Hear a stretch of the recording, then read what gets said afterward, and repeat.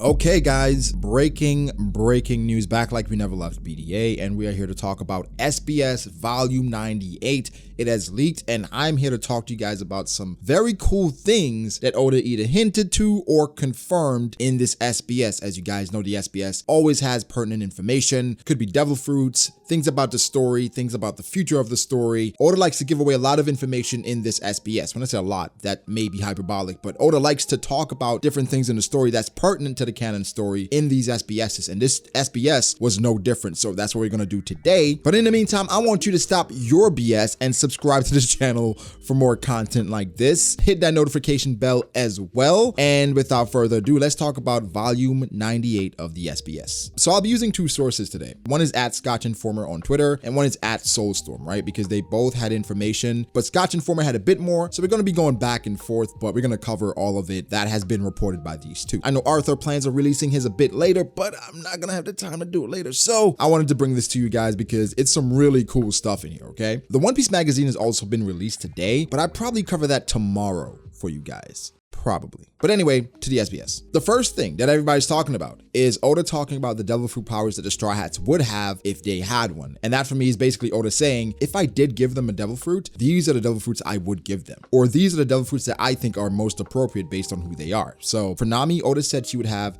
the Rumble fruit, and that's Enel's devil fruit, the Goro no Mi. For Usopp, a fruit that gives him the ability to own an infinite pocket or storage, which kind of reminds me of Flamenco, right? Sanji, the swim fruit from Senor Pink. And Frankie, the arms fruit, Baby 5. And the surprising one, well, maybe not surprising one, the most hype one is Zoro. He would give him Kaido's devil fruit. Oda also mentioned that it would be better if the swords were the one that ate the fruit. So Oda's saying Zoro would never have a devil fruit. Even in a what if scenario, it makes more sense for his swords to have the devil fruit. Now, this was kind of interesting because one, the Nami one makes sense, right? Because it's Enel, she controls the weather. We saw what she's doing with Zeus. It makes a lot of sense. Usopp, he has a lot of gadgets. It would make sense if he had an infinite pocket or storage, right? That makes a lot of sense for Usopp. Frankie, arms fruit, Baby 5. She can transform into different weapons. For Frankie, that's absolutely perfect. For Sanji, the swim fruit. I know Sanji wants to find the all blue, but Sanji can already blue walk. Why the heck would Sanji need, or why would that make sense? The Senor Pink, of course, he already has the raid suit. So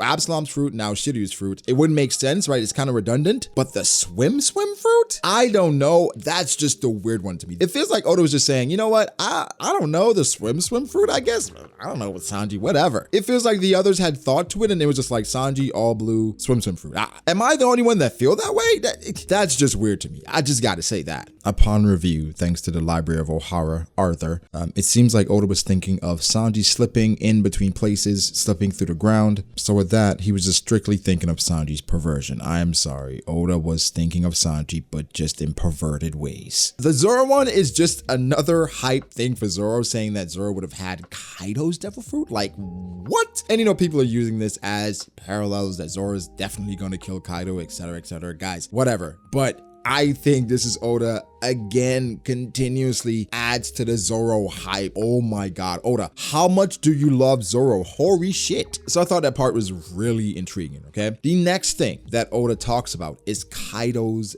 devil fruit, but not just it being the fish fruit, the mythical model, the koi, whatever. He says Kaido's devil fruit is revealed to be the fish fruit mythical model Shiryu, or Azure dragon. Now, there's a lot of historical lore behind this actual devil fruit, and if you guys are interested in that, we can cover that in a separate video, breaking down Kaido's devil fruit, or I think a better way of putting it is like dissecting Kaido's devil fruit, so that may be a thing. But me and my friends, we talked about it off here, and we were like, Oda, why didn't you reveal this when Big Mom talked about it? Like, she could have said Kaido is the Azure dragon, right? Like, why was this a secret and you revealed it in the SBS? But I think for Oda, the SBS has become a form of content for him. So even if he could have revealed this in the story, he's like, the SBS, I wanted to have actual content for people to pay attention to it at this point. So even though this could have been revealed, I think Oda enjoys having information in different places. It's almost like for One Piece, Oda has a bunch of different places where you can get information, right? From interviews to SBS, Vivrecard to story, even the anime, right? I think Oda's crafting his story somewhat like a pirate map, whereas different poneglyphs where you can get information to get the actual One Piece, right? I think that's kind of crazy. I don't know if that's what he's doing, but that's what it feels like, where Oda has a bunch of different sources that are canon and they're poneglyphs, and to get the actual One Piece, which is the story in its completion, you have to read all these different sources. But that's why I'm here, to bring you all of this information. But I think it can be cool and annoying at the same time. But for right now, Kaido, the Azure Dragon, if any new information comes about, of course, I'll update you guys. Maybe make a separate video sooner rather than later, but that's what we got right now. Oda also likes doing this, right? Sanji at the ages of 40 and 60 with alternate reality. So I know a big thing was made about when he did it for women, because the women, when things went wrong, they always got fat and ugly, and they were always, you know, young and pretty, or looked younger and pretty when things went right. But the thing is, I don't know why the outrage was there, because Oda did the same thing for men. And it's crazy because for Oda, things going right for Sanji, Sanji grows out his hair like his mom at 40, and then at age 60, he looks like Zeph, right? If things go wrong, Sanji looks like, I don't know who the hell that is, and at age 60, he looks just like Judge. But people were asking, how does the two double chins turn into like that split chin? Like, how does that happen? But that's One Piece, right? Just just funny. It's just funny. But yeah, we got our Sanji H thing. Another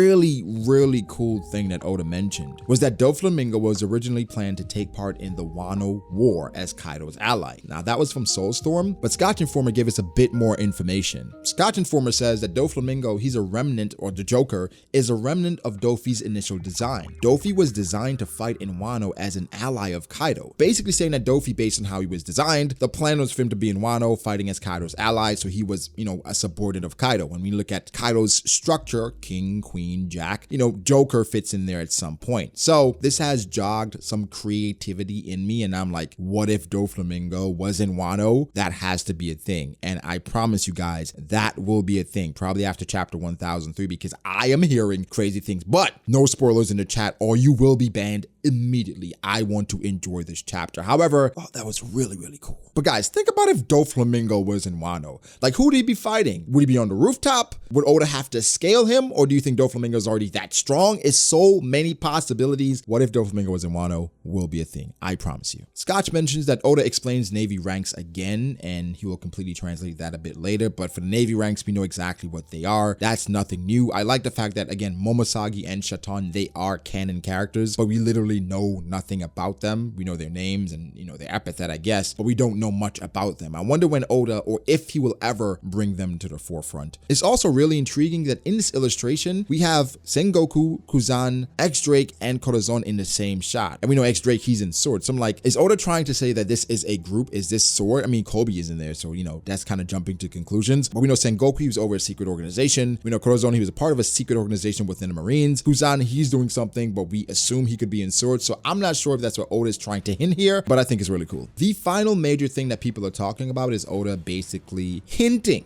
or playing around with the thought that Luffy has a Gear 5th. It says here, Luffy owns the 4th. So is there anything other than the 5th? So is there a 5th? Oda joked, yeah, I feel excited. I will say there will be a non-5th. The enemy that must be defeated now is a creature called the most powerful creature in the world. I thought that was cool, but we can surmise that Luffy could have a new gear. But the fact that Oda was so open about it and joking about it, it kind of makes me think that it's not going to happen. Because if he has a Gear 5th planned, why would he just joke about it so openly? Because he would normally say no comment, or I don't want to talk about that, or don't even address it in the SBS. The fact that it's in the SBS starts to make me feel like he's not going to use Gear 5th against Kaido. And based on what's going on against Kaido right now, spoiler alert, personally, I do not think that Luffy will need a Gear 5. I mean, with Ryo and how Ryo has been a great equalizer, is a Gear 5 necessary? Seems like overkill, but we shall see. Awakening seems more apt here, but again, this has jogged my creative juices, and now I'm like, well, that sounds really weird, but I now want to talk about a possible Gear 5th and what it looks like. So expect that as well.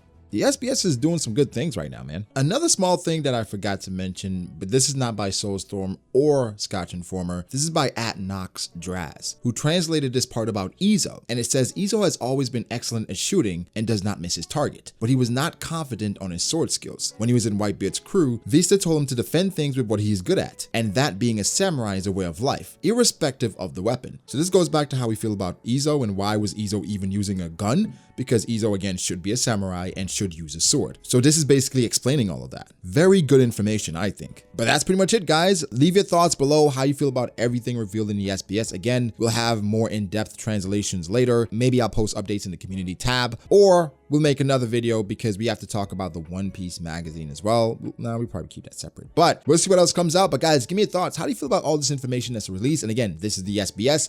This is canon. Okay, this is from Oda's mouth himself. So give me your thoughts. Make sure to like the video if you did. Subscribe to the channel for more content like this. Follow me on Twitter at BragoDAce. Follow me on Instagram at Brago.ace. Thank you to my patrons. I appreciate all you guys so very much. But yeah, I'll catch you guys in the next one. Peace.